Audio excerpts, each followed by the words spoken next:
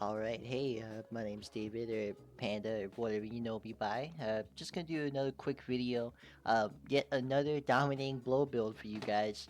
Uh, just really enjoying the Phrecia League, and just wanted to get something out there, at least while I can, before I, get back to playing TFT or whatever it is I'm gonna be doing. But yeah, I'm just gonna get right into it, nothing more to it. Sorry, my voice a little quiet.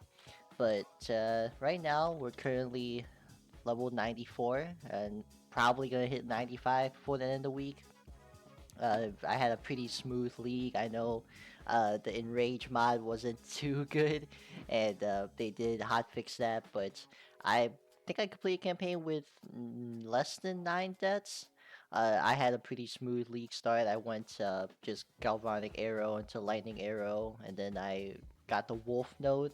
I should probably start what we're doing. We're playing wild speaker, I believe Ascendancy's called. And this is a ranger ascendancy. I figured because I missed out on the chance to play this the first time in Phrecia, I played a paladin, then I played a lightning trap surfcaster. This time around, I wanted to do a ranger build just so I can say I did it. And before my title as lover of dominating blow ever gets questioned, I played it on ranger. All right, and I didn't play that fake dominating blow of inspiring bullshit either. I know a lot of people love using that, but this is a pure minion build, baby. So yeah, we're on Ranger. I took the Wolf Note to start when I went through the campaign. Really just carried me through the whole campaign. I did Power Siphon, I think, from first lab all the way through to the end of Act 9. To which I then turned this into a Dominating Blow build. I pivoted Dominating Blow and whatnot. The main point is this Scourge of the Wilds nodes, which lets your minions scale with Dex. So every 5 decks you have, minions get 1% increased damage. What that really means is that every 100 dexterity you get, your minions get 20% increased damage. If you just think of it that way, it's much easier. You also get a free spiritual aid node. So combining those two things, we have 500 dexterity. This isn't a dexterity stacker. It's really easy to get baited by that sort of stuff, but 20% per 100 is kind of lame. So we don't really need that much dexterity. I just aim for 500 because that would just mean, 100% increased damage. And I have 510. So pretty much right on the dot with how I wanted to build the character. Now, this Ascendancy also offers aspect of the Avion nodes. What aspect of the Avion does is it is this a skill right here. So every, I don't know why it's 4 seconds. It should, it's probably because I have a lot of skill effect duration. We'll just say 5 because it says 4.8. Every 5 seconds, you alternate between 2 different buffs. Either you and your minions get more movement speed, or they get chance to deal double damage. Now, with this Ascendancy, you'll notice that, firstly, there's no reservation and it's level 35, so that's where we get these numbers from. But the increased aspect effect is 200%. So what that means is you get 3 times the effect. So what that would mean is that you have 45% chance to deal double damage, and what would that be? Like, I don't know, can't do quick math. 54% increased movement speed. That's pretty good. That's pretty much almost 50% chance to do double damage, and like a juice quicksilver flask level of speed. Every 5 seconds you go between the two. But the second line is the important part. What it says is aspect of the Avion also grants might and flight to nearby allies. So the thing is, aspect of the Avion already affects the allies from you because it also affects you and your minions, right? But by giving it to the minions as well, they double dip. So now they get twice the effect. What that would mean for them is they're getting around 100% increased movement speed, or they're getting 90% double damage chance. So combined with the Grave Pack node, they have 98% chance to deal double damage every 5 seconds, I should say. Otherwise, they just have 8% or whatever. But that's pretty good, right? Every 5 seconds, they deal double the damage. And double damage happens at the end of all the calculations. So it's almost like a burst effect when you're bossing. Obviously, you could tell when it's on and when it's off. But that's really good. And the movement speed also helps because with map clear, minions map clear is always a bit awkward. Especially if you're not using Frostbearers, something with big AoE, big clear, big projectiles. So it's really nice to use this for the movement speed because you're kind of just giving everybody two quick silver flasks, or you're giving them double damage, which is just big DPS. So that's the whole gist of the build. Primal Instinct is the last node I took. You get 100% chance to suppress. We use acrobatics to convert that to spell dodge, which is kind of what it sounds like. You have just a flat 75% chance to dodge any spells. We're capped just by really equipping the node and taking, I believe, this cluster. It's hidden behind here. Taking this small cluster with this effect that just gives us max spell dodge. So we have 75% chance to dodge spells, which removes the downside of Primal Instinct because we're not suppressing any spell damage. We're just either dodging it or getting hit by it. So yeah, 75% spell dodge. And then we use Replica Perfect Form. This was a really nice chest. I sniped this for like 20C or something a few days ago. But what it does is it gives us Versatile Command, which I actually don't know where it is. Let me see if I can find it. Versatile Command. I thought this was an evasion node. Let's see, Versatile. Oh, it's down here. I guess it doesn't actually allocate it, but anyway, so what it does is it reduces our chance to block by a little bit, but for every overcap chance to block attack, you get spell block. So we're using a staff. It's Legacy of the Rose, which I'll talk about shortly, but with these staff nodes, let me close that. With these staff nodes over here, and this staff cluster over here, and a little bit of spell block right here, we're at max chance to block spell damage and attack damage. So what that would mean is, and we're obviously using evasion because we're a grace, right side character. What that means is I have roughly, I'm going to say 90%. I know it says it here, but this isn't accurate. But in reality, it is around 90. We have 90% chance to evade attacks, and we have 75% chance to dodge spells. Anything that gets through, so that 10 to 25% that's left over, they now have to roll against the block, right? 65% and 68%.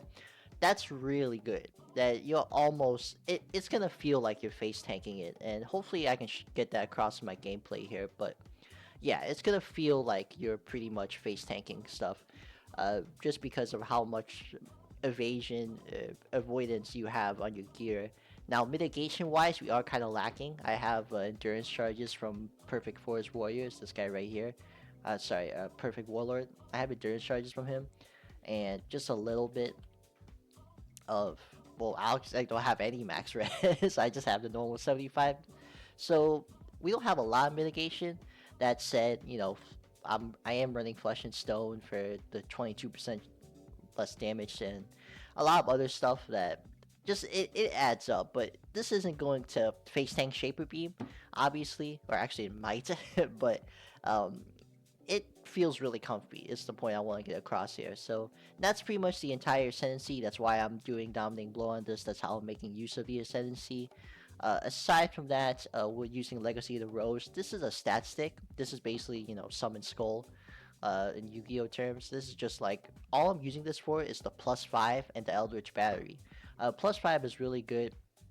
We have a level 32 Dominating Blow with the +3 here, the +2 here. I haven't gotten my Awakened Gems yet, but that might be another +1 or 2. But yeah, it all adds up. With the double damage scaling, the fact that we have such a high level Dominating Blow is really good because that means the base damage is high. So then it goes through all of the, increased damage multipliers, enemies take, all that stuff, and then it goes through the double damage. So having a high level Dominating Blow is really important. But yeah, everything else is, you can just grab it from my POB. Everything's got dex on it, life and res items, nothing more to it. We are using pretty much physical scaling, so brutality's on here, vulnerability. I have pride from this ugliest minion they've ever printed right here. And yeah, that's essentially the whole build. I am, in terms of just graphs, I'm using 2 graphs. They both have 40% increased damage on them, which is nice. If you think about it, this would be kind of like having 500 dexterity. just on your graphs, right? Because you almost at like 100% here. So if you want to think about that value, that might make it easier for you. We have this one that gives sap, and we have this one that gives shock. So I get a lot of my ailments done. And I am gonna run a map since I'm here recording this. Let me see if I have a nice map. I'll just take this one Minotaur I haven't done yet. I haven't really done any crazy maps. If you look at my map device, I haven't even done all the Atlas yet or Shape of Guardians or anything. I've just been kind of having a lot of fun and making sure my items are tight. But yeah. One thing I will mention that, because everything else is the same from my usual Dominating Blow shenanigans, we are using a Cane of Kulamak on our Animate Guardian. It turns out that you can actually roll a Explode mod on those, and I might put the image up as I'm talking. I'm sure I have it saved here somewhere, but I rolled one that was like 40% chance to get an Explode, and double damage. So if you don't know, double damage does work with explosions. So since obviously Animate Guardian is one of our minions, that means that his explosions are doing double damage most of the time. And the double damage mod, sorry, the explosion mod on the Cooler Mac is actually really nice. If you think of a normal, like, I want to say Elder, it might not be Elder, it might be like Crusader chest. If you think about a normal, like, chest, it's usually like what 20 to 30% chance to explode for a tenth of enemy life as physical damage. The Kulamak one is 30 to 50% chance to explode for a quarter of their damage as a chaos damage. So with double damage, that's 50% of enemy life, like that you're just casually exploding mobs for, which is awesome, right? And I think mine is like 47% or something. Either way, 40% is not anything to scoff at. That's like really good. like that's what, almost obliteration territory. So yeah, maybe you'll see it here. I'm not sure if, yeah, like you saw that explosion, just up the hallway. It's been so nice, and I've just been doing my usual June Alva Temple. I've been doing that the entire league. I know it's only been a few days, so it's kind of weird to call it that, but yeah, just really comfy, really cheap. I think it will cost you maybe a div or two divs to get an explosion of your own, or get a cooler Mac of your own, but definitely worth it. And yeah, we're just gonna kind of cruise through the map here. Just want to get a little bit of gameplay footage for people who are like, that's a lot of talk, but look at that. You see that explosion? It's a whole screen pretty much. And I want to say one thing. I know if you look at Dominating Blow right now on PoE Ninja, a lot of people are playing, what's that fucking ascendancy called? Like, Architect of something? The Vala ascendancy on Templar? Dude, look, it's an alternate league where you can play different ascendancies that you'll never see again. Maybe you shouldn't play Dominating Blow on Templar. I'm just saying. Don't let me stop you, right? And to all the Servant of Akali people, you guys keep doing your thing. I love you guys. I wish I could join you, but I don't really care for playing Poison Dominating Blow for like the third league in a row. And you can see we just shredded that fucking Beyond bars. Not Beyond, Breach. I'm not really a fan of the Breach mechanic. I kind of logged off the Keepers League. I didn't really do too much Keeper action, but yeah, happy to be back and happy to be I still got the touch when it comes to Dominating Blow. You can see that tire just screen explosion. Cooler Mac notes so broken.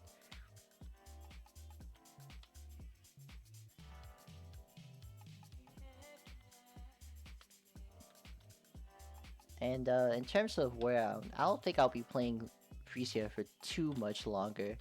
But if I were to, I would probably start going for like a just typical vanilla Conqueror idol setup. Those are really easy and not too expensive. Usually destructive play and a couple of good idols to start. I do still need to get some Awakened Gems, which is kind of sad for me to say at this point, but that's sort of like a min-max sort of deal. We're already at, I think, 10 million DPS. At least from my rough estimations on the POV, so It's not like I'm crying in terms of damage or anything. Alright, let's see how this, what's this guy's name? Minotaur fight goes. Again, just wanted this to be a quick video, so sorry for my usual sporadicness, but that's how it goes. And he's already dead. Well, so much for that. Let me... Oh, I can get a corruption chamber. Nice. But yeah, one thing I want to say is, especially with the Phrecia League, is that I know a lot of people were crying about the Enrage, the Gauntlet bosses and whatnot, but if your build's solid, if you got the fundamentals in your build, there's really no... There's really nothing you should worry about. I'll put it that way. Did I get a stone already? I did. There's really nothing you should worry about, and if you really are having trouble, some, you know, I hate to say it, some twink leveling guides are already being dropped. You know, you could use Impending Doom with that one Foulborn. You can do Power Siphon Wolves like I did with one of the Ranger Ascendancies. So if you still just want to get that 90 box, you can pretty easily get it. But yeah, that's pretty much the whole build. I'm sorry if it's kind of a lame showcase, but like I said, everything's gonna be in the POB, and there's not really a lot more to it that I haven't done before in my dominating blow videos. So you're always welcome to check one of the older videos and just see what sort of tech I'm using there, because everything in here is almost standard stuff. Like I'll probably be doing this next league, right? So yeah, and of course, if you want to catch me in game, my character E-Hero Avion Max Phrecia, quite the lengthy name, but feel free to send me a message or add me or whatever. And yeah, hope you guys have a good rest of your day. Thanks for checking this out.